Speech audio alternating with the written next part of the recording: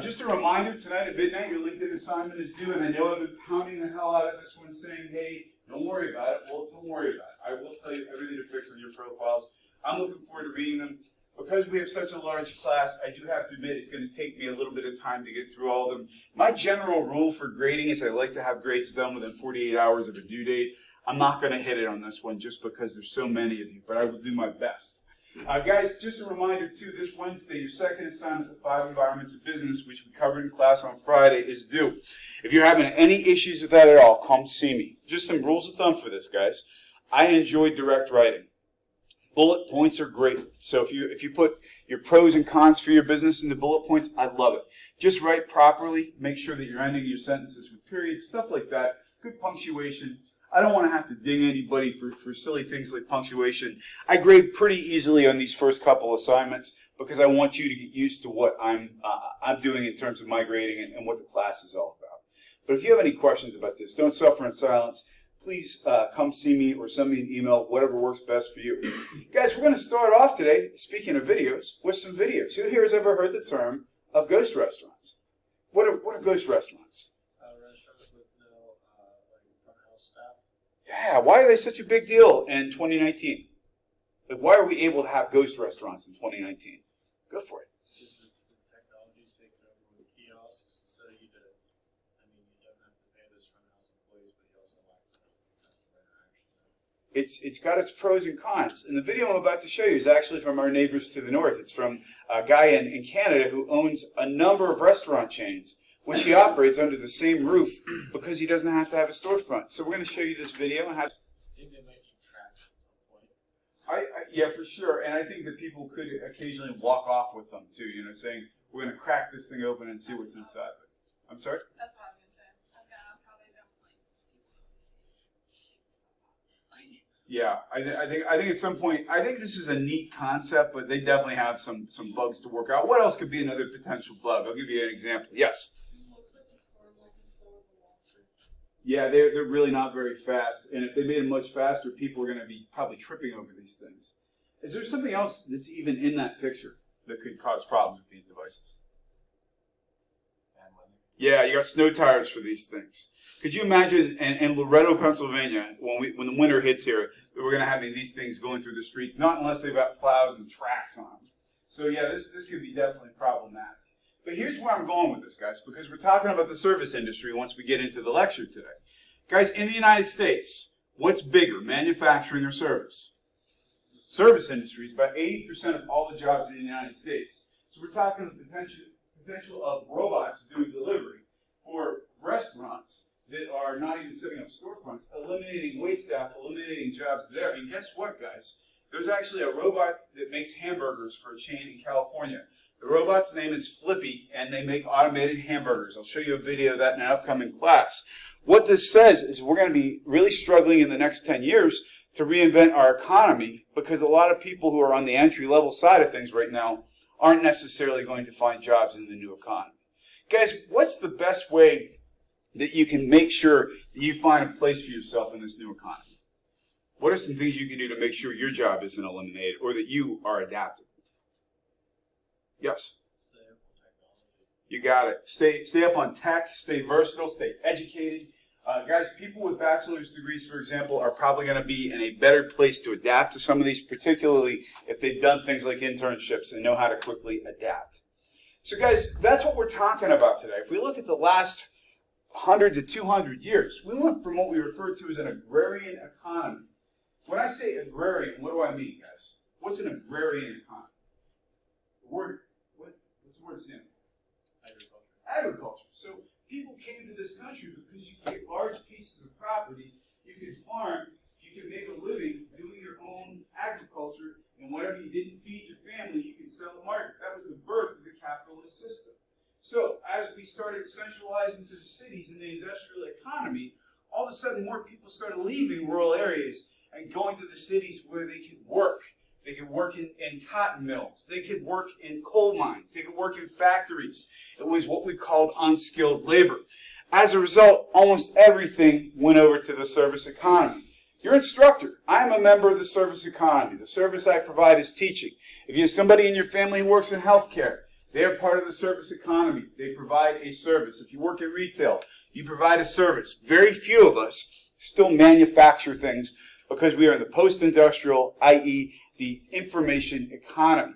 Even agriculture itself, what you may not realize, guys, is most of the food we eat is made in factory farms. Technology is a big part of this, whether it's fertilizer, whether it is controlling scientifically engineered crops, whether it is using automation to plow the fields. Technology is a big role even in economies that were traditionally dominated by labor. What this says to all of us, we've got a changing landscape to determine how we're going to navigate and be able to adapt to these kinds of new futures. So if we look at it, guys, right now, 8 out of every 10 people, 8 out of 10 work in the service economy. Now let's think about that for a second, guys. If 8 of 10 of us work in the service economy, and we're saying now, based on the services economy becoming more automated, we could see 45%, that's 4, 5 out of every 10 jobs that currently exist in the service economy may not exist in the next 10 years. Think about the things we're automating, guys. The best example I can use, unless you live in New Jersey, do you pump your own gas when you get gas? Yes, you do.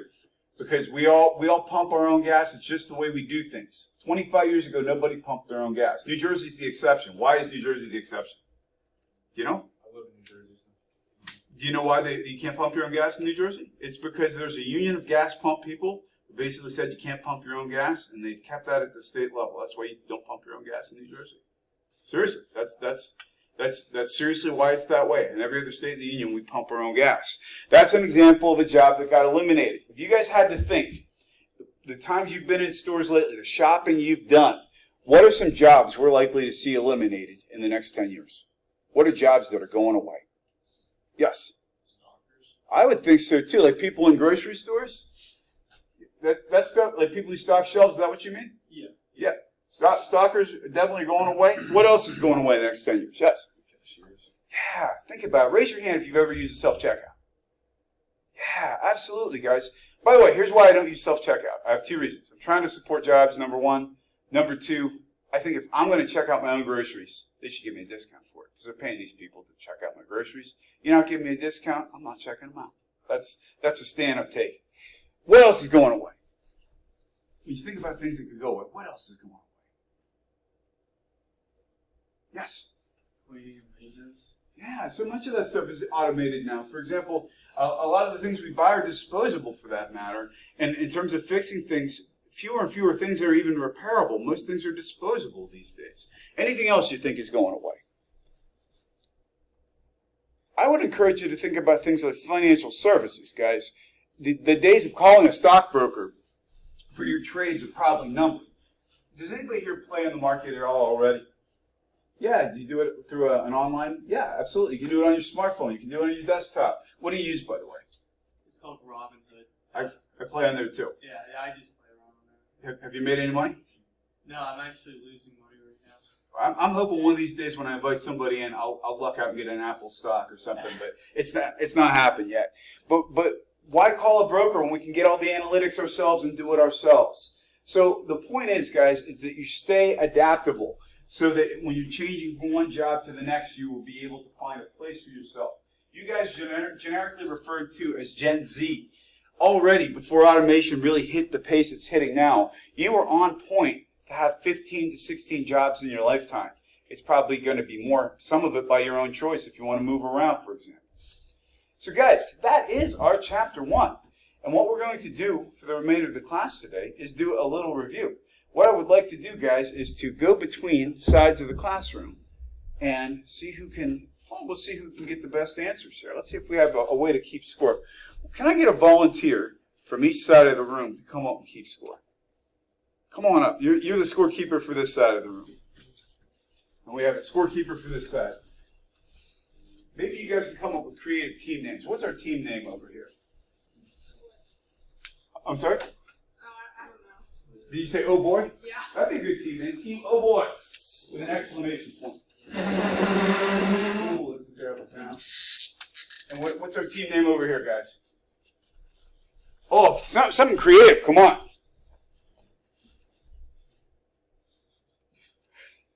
How about the first thing? What's the first word that comes to your mind? Soccer, maybe. Soccer Maybe. That's the name of our team. We are Team Soccer Maybe and Team, oh boy. Sometimes you got to roll with it. Sometimes you just got to roll with it.